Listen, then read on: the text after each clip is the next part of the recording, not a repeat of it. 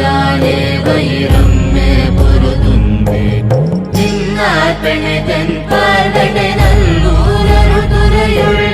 அன்னே உனக்காளாயினியல்லே எனலாவே முடியே இனி பிறவே பெருநூவேன் பெற்ற முகுந்தே